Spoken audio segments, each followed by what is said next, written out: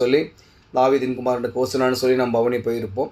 அதுதான் நாம் இன்றைக்கி சிந்திக்க போகிறோம். என்ன இது அப்படின்னு சொன்னால், மார்க் எழுதின நற்செய்தி நூல் எல்லா நற்செய்திகளிலும் இது கொடுக்கப்பட்டிருக்கிறது. நான் மார்க் எழுதின நற்செய்தி நூல் உங்களுக்காக நான் வாசிக்கிறேன். 11ஆம் அதிகாரம் 8ஆம் வசனம். அநேகர் தங்கள் வஸ்திரங்களை வழியிலே விரித்தார்கள், வேறு சிலர் மரக்கிளைகளை தரித்து வழியிலே பரப்பினார்கள். 9ஆம் வசனம். முன் நடப்பாரும் பின் நடப்பாரும் ஓசன்னா கர்த்தரின் நாமத்தினாலே வருகிறவர் ஸ்தோத்திரிக்கப்பட்டவர்.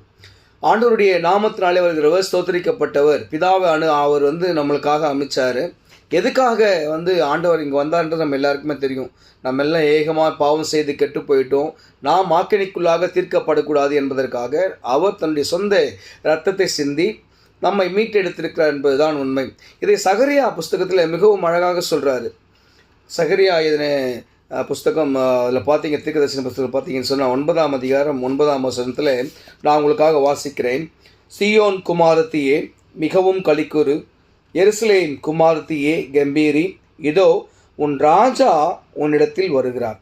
அவர் நீதியுள்ளவரும் ரட்சிக்கிறவரும் தாழ்மையுள்ளவரும் கழுதையின் மேலும் கழுதை குட்டியாகிய மரியின் மேலும் ஏறி வருகிறவராயிருக்கிறார். அதாவது ஆண்டவர் பிறப்பதுக்கு முன்பதாகவே ஏசாயா தீர்க்கதரிசி நமக்கு யார் ராஜா, நம்ம யார் நியாயம் தீர்க்க போகிறாங்க அப்படின்னு சொல்லி அழகாக சொல்கிறாரு. கழுதையின் மேலும் கழுதையின் குட்டியின் மேலும் என்ன பண்ணுவாராம், ஏறி உன்னிடத்துக்கு வருகிறான்னு சொல்லி. எனக்கு அருமையானவர்களே, இன்றைய நாள் மிகவும் சிறப்பான ஒரு நாள். நாம் ஆண்டவருடைய பவனியை நாம் பறைசாற்றி வந்திருக்கிறோம். ஆண்டவருடைய வருகையை நாம் என்ன பண்ணி வச்சுருக்கோம்.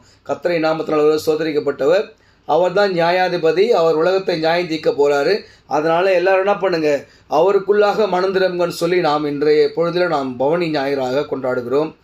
இதற்கு அடுத்து நாம் பரிசுத்த வாரமாக நாளை முதல்ல நாம் அனுசரிக்க போகிறோம். அந்த பரிசுத்த வாரத்தில் கூட நீங்கள் பார்த்தீங்கன்னு சொன்னால் என்ன விஷயம் அப்படின்னு சொன்னால், இந்த அஞ்சு நாட்களிலும் ஆண்டவர் பட்ட அந்த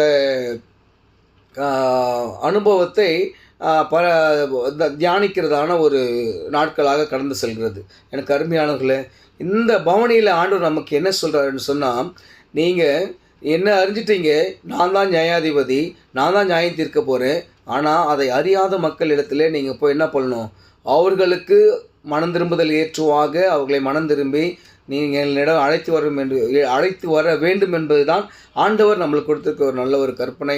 இந்த பவனி ஞாயிறில் நம்ம எல்லோரும் கர்த்தரை நாமத்தில் ஒரு சோத்தரிக்கப்பட்டவர் நம்ம என்ன பண்ணியிருப்போம், கண்டிப்பாக ஆண்டவருடைய நாமத்தை மகிமைப்படுத்தியிருப்போம். கவலைப்படாதீங்க, நல்ல உற்சாகத்தோடு போங்க. கர்த்தர் பெரிய காரியங்களை செய்வார். ஆமென்.